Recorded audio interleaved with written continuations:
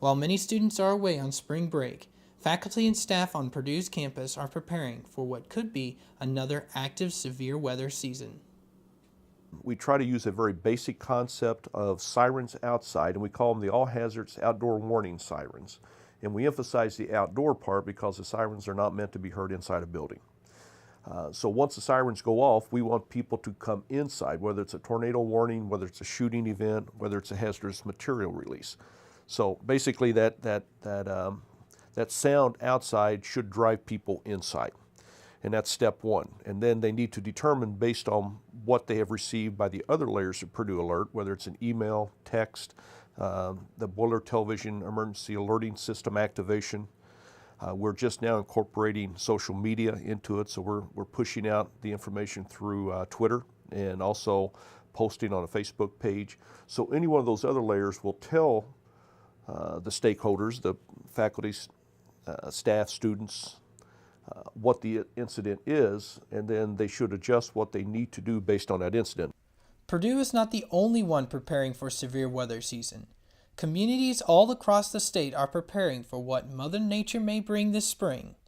WLFI News 18's weekend meteorologist Amber Hardwick offers her advice for keeping everyone ahead of the storm. It is always important to have a plan in place, whether you're in school, in a business, or even at home. And if you have children, it's your responsibility to let them know what to do if there is a severe thunderstorm warning or even a tornado warning issued. And it's also a good idea, if you want kids to learn your severe weather preparedness plan, make a game out of it. Be like, okay, a tornado warning is issued, what are we going to do? And make a game out of it and see if your kids know what they can do in a severe weather situation. One of the ways to prepare yourself for severe weather is to purchase a weather radio, like this one right here. Weather radios are truly crucial for keeping you and your family safe for when severe weather strikes. When you have a weather radio, it alerts you when you have a watch. Even if it's flooding and winter storm warnings, it alerts you when anything is issued. And if you have it set to your county, that is just ideal. That gives you a heads up of what's going on. I've met someone who says, I wish I had a weather radio, and she ended up losing her home. And she was in her home, and she wasn't alert at the time. Even though most major severe weather events don't always happen, it's always good to be prepared for when weather is at its worst.